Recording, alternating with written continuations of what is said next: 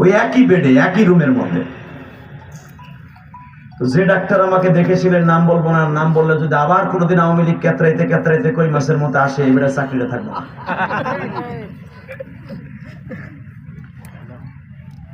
এই ডাক্তার আমাকে নিজে বলেছে, মোস্তফা জামান এই জালিম যখন ইঞ্জেকশনটা পুশ করে চোখের সামনে, মুরগির ডিম ভেঙে যদি বাটির মধ্যে রাখলে যেরকম কুসুমটা ঘরে, সাইদি সাহেবের চোখ দুটো এরকম ভাবে ঘুরতেছিল আমাদের সামনে। মনে হচ্ছে পানির ডিব্বের মধ্যে চোখটা ঘুরতেছে, কারণ একটু পরে জানটা বের হয়ে যাবে। যদি আমি মিথ্যা কথা বলে থাকি, আল্লাহ আমার বিচার করবে। ডাক্তারের কথা, যিনি ওই অপারেশন থিয়েটারে ছিল, ওদের আমাদেরকে বের করে দেওয়া হলো, আনসাররা বলে আমাদেরকেও বের করে দেওয়া হলো। মাত্র 25 মিনিট পরে শুনে উনি আর দুনিয়ায় নাই। আল্লাহর বিচার আছে না নাই? আস্তে কথা বললে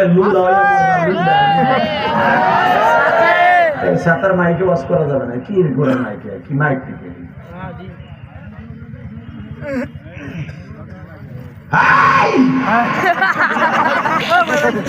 জোরে জোরে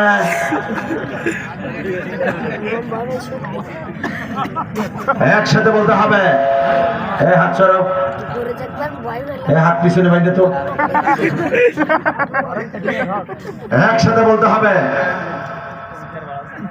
দেলোয়ার হোসেন সাইদি চলে গেছে, কিন্তু তার কোরআনের প্রেমিকগুলি এখনো পর্যন্ত বেঁচে আছে। উনি 2000 সালের শুরুতে বলেছিলেন, এক সাইদি চলে লোকান্তরে 1000 সাইদি প্রত্যেক ঘরে ঘরে থাকবে। ডিসকোর্স ময়দানে এবং প্যারেড ময়দানে এই কথাগুলো বলেছিলেন। এখন যেটা শোনা যায় ক্যাসেটের মাধ্যমে, ওনার কথাগুলো সত্য। যেরকম মারহাবা।